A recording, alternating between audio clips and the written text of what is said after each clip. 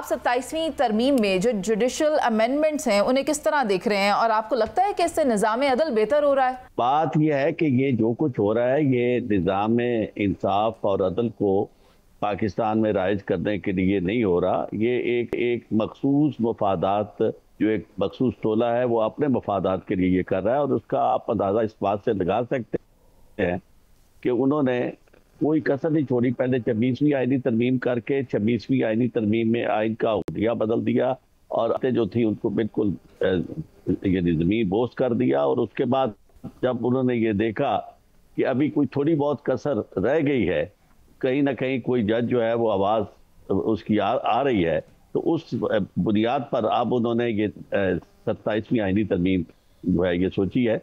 और आप अंदाज़ा करें कि 27वीं आईनी तरमीम में आप एक नई अदालत तश्कील दे रहे हैं जो सुप्रीम कोर्ट से बाला होगी। यानी सुप्रीम कोर्ट के फैसले जो हैं वो उनकी वो बात नहीं होगी। ये जो नई अदालत बनेगी, आईनी अदालत, वो बुनियादी तौर पर एक ऐसी अदालत होगी कि जिसमें आप ये जो तरमीम के मुहर्रिक हैं, ये लाने वाले जो हमारे दोस्त हैं, अहबाब हैं, इस तरह के लोग जो हैं उसके जज होंगे। और फिर ये है कि वो हर वो फैसला जो अदलिया की यानी अदलिया से चाहिए होगा, जिस पहले भी ऐसा हुआ कि जितने फैसले ये चाहते थे, जजेस की सीनियरिटी का मामला था या मखसूस नशस्तों का फैसला था, वो सारे के सारे फैसले जो है वो आईनी बेंच ने इनके जो मुक़तदरा है उसके हक में किए। अब यानी उससे भी आगे बढ़ के आईनी अदालत में जाके, ताकि ये जो बहस चली हुई थी 26वीं आईनी तरमीम की कि क्या ये आइन की रूह के मुनाफी है या आइन के मुताबिक है, उस बहस को भी ख़त्म करने के लिए उन्होंने आईनी अदालत ही तश्कील दे दी है कि आईनी अदालत जो है वो 7 रुकनी होगी और उसमें जनाब जो भी मामला जाएगा वहाँ जाके तय हो जाएगा और उसके खिलाफ ना कोई अपील है और ना उसे कहीं चैलेंज किया जा सकेगा। तो फिर जजेस की ट्रांसफ़र का मामला, उसको भी अगर आप देखें तो ये यानी जजेस की सीनियरिटी का प्रिंसिपल, यानी आपने वो जो अदालतों की खुद मुख्तारी थी उसको बिल्कुल तय कर दिया। यानी एक जज जो किसी अदालत में काम करता है और वो अदालतें जो है सूबाई सतह पे हाई कोर्ट जो है वो वहाँ काम करता है, तो उसने अपनी पैसेज ऑफ टाइम एक सीनियरिटी वो हासिल करता है। उस सीनियरिटी की बुनियाद पर उसे एक लेजिटिमेट एक्सपेक्टेंसी होती है कि जब वो सीनियर मोस्ट होगा तो वो चीफ जस्टिस होगा।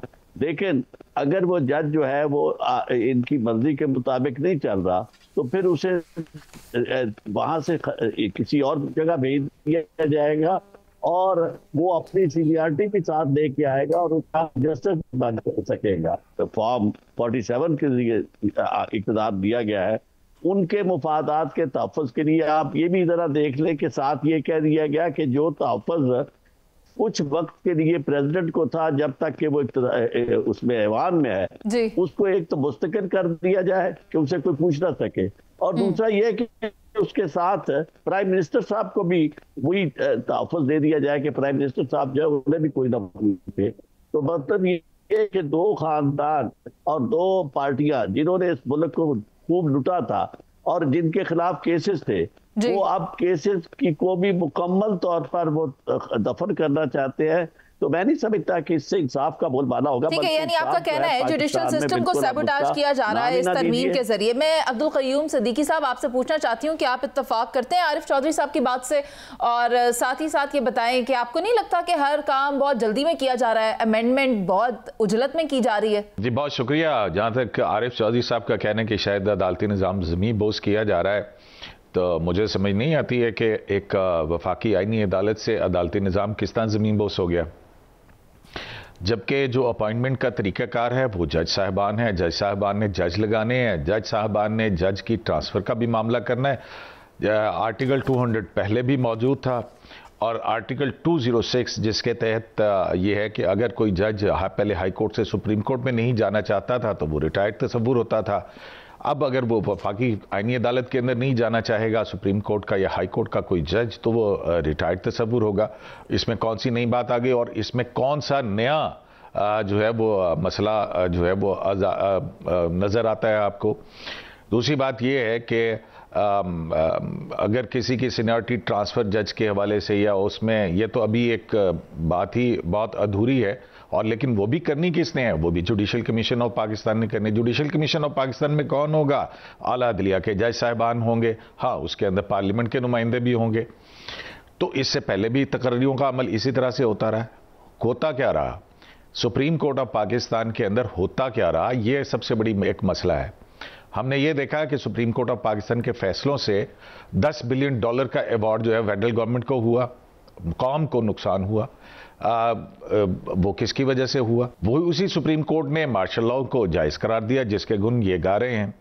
तो मुझे एक बात बताइए कि जब 184(3) का ऐसा इख्तियार जो कि आप एक डाउन ट्रोडन तबके को दिया गया था कि उसकी अपलिफ्ट के लिए इस्तेमाल होगा, उसको हमने हुकूमतें गिराने, हुकूमतें बनाने और 184(3) और 186 की जुरिस्डिक्शंस को इकट्ठा करके सियासी हुकूमतें गिराने, बनाने, ताहयात नाहलियां करने और सब इस चीज के लिए आ गए।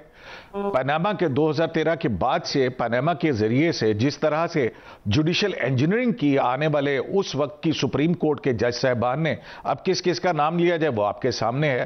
पार्लियामेंट कानून बनाती है, पार्लियामेंट के कानून बनाने से पहले ही उसके ऊपर स्ट्रिक्चर दाखिल कर दिया जाता है, वो अपना उसको रोक दिया जाता है। ये कौन सी वो थी कि जिसमें पार्लियामेंट के मामलात के अंदर आप मुदाखलत करें? तो फिर जब आप पार्लियामेंट को एक सबजुडिक उसको उसके ऊपर गलबा या उसको यरगमाल बनाने की कोशिश करेंगे, तो फिर पार्लियामेंट का हक ये है कि वो आइन में तरामीम कर सकती है। हाँ, आइन में तरामीम के हवाले से जो है, जो जुडिकेचर का मामला है, वो बिल्कुल एक, मैं तो समझता हूं कि इसके अंदर कोई ऐसा नया कोई बड़ा वो नहीं निकला है कि जिसकी वजह से कुछ हो। हाँ, कुछ लोगों की 184(3) के हवाले से पिटीशन दाखिल करके जो दुकानें खुली हुई थी, वो दुकानें जो है वो बंद होगी और मुल्क जो है वो एक उस पे चाहेगा कि हर वक्त ब्यूरोक्रेसी नहीं बैठी हुई हो। खूब पलटे हैं और आईना दिखाने की भी कोशिश की है। आप अगर ये जानते हैं कि माजी में कुछ गलतियां हुई हैं और अब अगर जल्दी की जा रही है, तो यकीनी तौर पर वक्त तो लेना चाहिए। जल्दबाजी के फैसले तो खराबी पैदा करते हैं। अजहर सिद्दीक साहब, इसमें देखें, मैं इस बात पे बिल्कुल कोई एतराज नहीं है कि इसके ऊपर डिबेट होनी चाहिए। जी ठीक है सर, इस पे हम बहस करेंगे, होनी चाहिए। लेकिन मैं चाहती हूँ अजहर सिद्दीक साहब की भी राय ले लूं। वो काफी मुस्कुरा रहे थे जब आप बातें कर रहे थे, बताइएगा अजहर साहब। अब भाई हैं, जुडिशियल एक्टिविज्म में हमने बड़ा अच्छा वक्त गुजारा है, एक बड़ा अच्छा वक्त, सुनहरी दौर था, लॉयर्स मूवमेंट थी। अब चूंकि वजह ये है कि हमारे भाई जो है ना वो सहाफत करते हैं, हम वकालत करते हैं। पाकिस्तानी जुडिशरी के 4 अदवार हैं। एक दौर है जो भुट्टो साहब के पहले का दौर है। उस दौर के अंदर पीपल्स पार्टी ने यह तय कर लिया था कि किसी को भी तहरीक अदम एतमाद वगैरह के जरिए नहीं गिराना। अपना नून आई चंडीगढ़, तो यह तारीखी तौर पर बात है। यानी यहां मैं बैठ के यानी कौन कह रहा है? आपने तो बेसिक स्ट्रक्चर बदल के रख दिया। यानी जो फेडरल कॉन्स्टिट्यूशन कोर्ट है, जो 9 जज आएंगे, जो हीरे आएंगे, ऐसे हीरे होंगे जो ए आर कॉर्निनियस का फैसला बदल देंगे, कि काउस का फैसला बदल देंगे, मंजूर कादर का बदलने का फैसला। जस्टिस मुनीर ने जो तारीख रकम की है आप लोगों के सामने होनी चाहिए, जो हमें बताया जा रहा है। यानी आप अंदाजा लगाएं, federal constitution court supreme court के ऊपर बैठेगी। सुप्रीम कोर्ट के जो पिछले 17 जज के फैसले हैं वो नहीं मानेंगी उसको। उसकी वजह है कि 26वीं तरमीम के हीरे आपने देख लिए ना, कि आपने 1 साल के अंदर बता दें कितने बड़े फैसले किए। मैं बता देता हूं मखसूस रजिस्टरों के हवाले से। यानी अभी हमें मिसालें दे रहे हैं बाकी जज की, क्या करते थे वो उन्होंने, वो इनफरादी के एक के डिस्क्वालिफिकेशन होगी 62(1)F के तहत। क्या सियासी जमातें किसी को इस तरह पाबंद किया? सिंबल लिया किसी ने? किसी को इलेक्शन लड़ने से रोका? यानी तबाही और बर्बादी कर दी 3.5 साल के अंदर। ये प्रोफेशनल वकला से पूछें, अगर हमसे पूछें कि क्या कर दिया।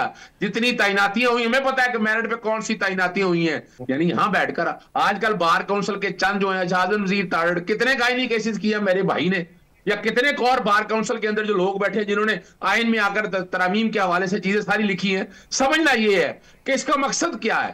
यानी पहले पाकिस्तान जुडिशरी का बनाया गया। अजहर सिद्दीक साहब, बकौल आपके मकासद तो वही हैं कि अपने आप को फायदा पहुंचाने के लिए ये तरमीम की जा रही है, लेकिन एक बारीक चीज समझनी है आपने। बारीक चीज समझनी है आपने।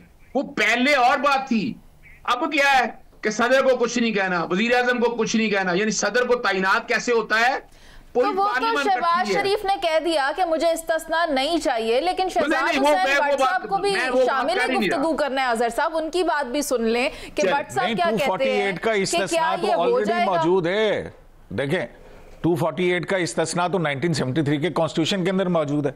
देखें इस तरमीम को ले ये पहले से मौजूद है चीजें हजूर, वोकला के सामने ले जाए, वोकला के सामने, अवाम के सामने लगाए 9 महीने, इसके ऊपर भी फिर लाए आप सेनेट के अंदर।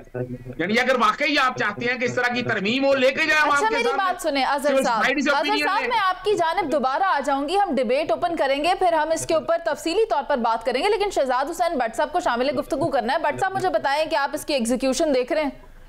देखें, काबिल एहतराम मुनीज़ मोइन साहिबा, तीनों मेहमान बहुत काबिल एहतराम हैं और इनको ज़्यादा वक्त देना चाहिए, लेकिन सवाल सिर्फ मैं आपसे ये करना चाह रहा हूँ कि 27वीं जो आइनी तरमीम है उसमें टोटल 64 अरकान है जो पीपल्स पार्टी और मुस्लिम लीग नून के पास MKM और बाप को साथ मिला ले तो ये तकरीबन पूरे हैं और ANP के भी 3 जो रहते हैं वो भी मिला लें, यानी कि इसमें कोई हार्म नहीं है कि ये 27वीं तरमीम और अगले हफ्ते जो है ये 27वीं तरमीम की खुशखबरी आवाम को मिल भी जानी है कि पूरी हो जानी।